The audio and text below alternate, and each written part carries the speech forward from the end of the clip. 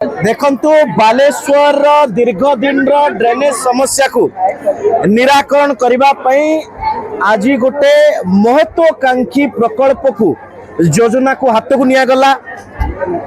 उड़ीसा सरकार तरफ नगर उन्नयन विभाग तरफ 8.5 कोटी टंका बालेश्वर पौरपालिका को दिया जाइछि, जो थिरे बालेश्वर सहर जो वल्नरेबल पॉइंट अच्छी जो रेड जोन गुड़िक अच्छी जो थे वाटर लॉगिंग बेसी होची, जेमिति Telengasahi, Bhaskarganj, Congress office, Barabati, rainbow hotel, ये सबू जगार सुविस्तृत ड्रेनेज नेटवर्क जो आवश्यक कलवर्ट जो आवश्यक कवरिंग स्लैब, ये सब कार्य को हाथ को नवा 15टी प्रकल्पर 8.5 कोटी टंका व्यय आज शिलान्यास करागला।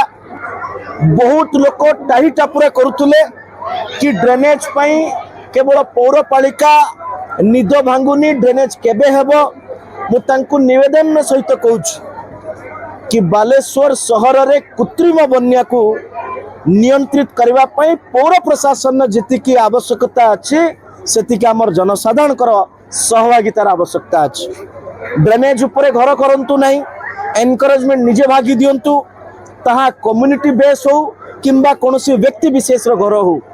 मु निवेदन करुच्ची कि सेमाने ड्रेनेज प्रणाली को जल निष्कासन को भलो करिबा पई सहयोग हाथ बढ़ातु।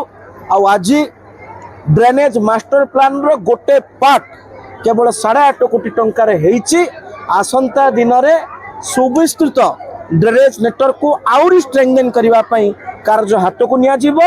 ये केवल आरंभ, आगो को आउरी रास्ता हमको जीवार अछि।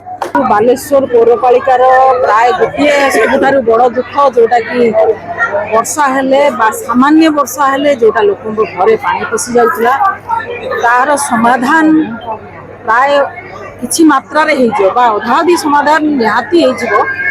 जेहेतु आज 8.5 कोटी टंकार प्रकल्प आज शिलान्यास करा हिची, 15 कोटी प्रकल्प 8.5 कोटी ऊर्ध हम आज ताको शिलान्यास करागला।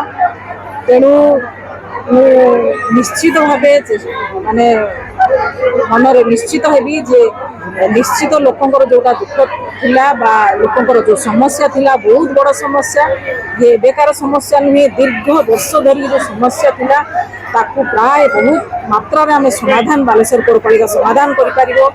मैं सरकार को धन्यवाद देवी जाऊ से ग्रांट माध्यम रे से 8.5 कोटी टंकार प्रोजेक्ट बा प्रकल्पर टंका हमको देइचंती। हाउसिंग अर्बन डेवलपमेंट को मध्य धन्यवाद देवी, ता सहित समस्त काउंसिलर आउ माननीय विधायक जहाँ द्वारा आज सुख दिया बहुत बड़ चेष्टा रही ग्रांट आनबारे, बहुत धन्यवाद देवी।